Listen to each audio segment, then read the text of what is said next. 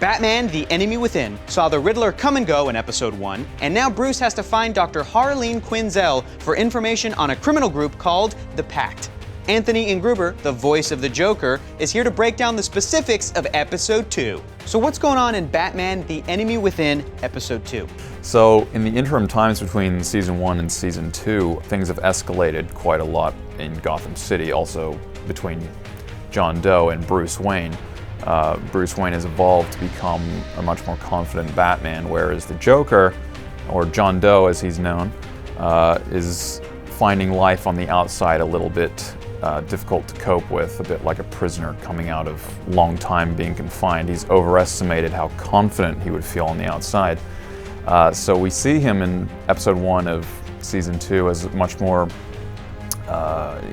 he's not doing so well, but we find out that he has fallen in with a group of people that are sort of nurturing his more psychotic leanings. His biggest drive in episode 1 is to introduce Bruce Wayne to his friends, the Pact of Villains. And that is his greatest concern at the moment, seeing his best friend and wanting to make the introductions to invite this guy that he's taken into his confidence into this inner circle of the Rogues Gallery. What do you think is the most unique thing about this version of the Joker?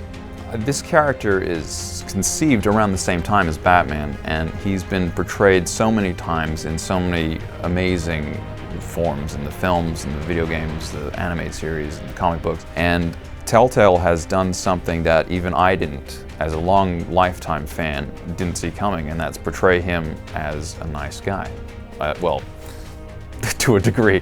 There is an aspect of him, a hidden, almost like a sympathetic gentleness that Telltale has brought out in his character, and it's fascinating because for the first time ever, I'm seeing this character as somebody that, I think pity is a strong word, but you really see that he's tortured much like Bruce Wayne, and I think that's where that dynamic comes in, where he's recognized something inside Bruce that he recognized inside himself, and that's why he forms that love at first sight infatuation with this guy, and it's a very interesting twist to a classic character, which, I think is a lot of fun to play. Anthony, can you tell us about any Easter eggs that are in the game or any tricks that the Joker might have up his sleeve?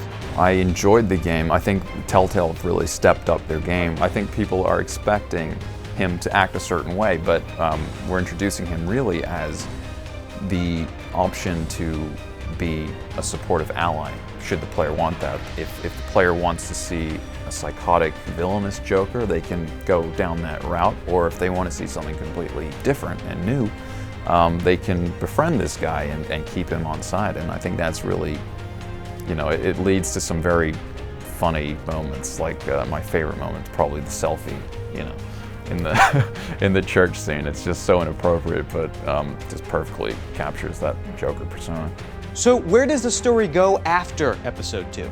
Through the choices of the player, we're going to go down through 2 very different paths. We'll either see the traditional psychotic clown prince of crime that the fans have always adored, or through the other option, we can see a brand new and hopefully exciting aspect to this character, and that's Buddy Joker, the John Doe sympathetic sort of friend who's got your back. And I think that was the interesting thing about this guy, is that Joker's always traditionally wanted to either kill Batman or, ruin his life. But this John Doe, I think, would jump in front of a car for Bruce at episode 1, I think. And that's just a really interesting way to twist this character.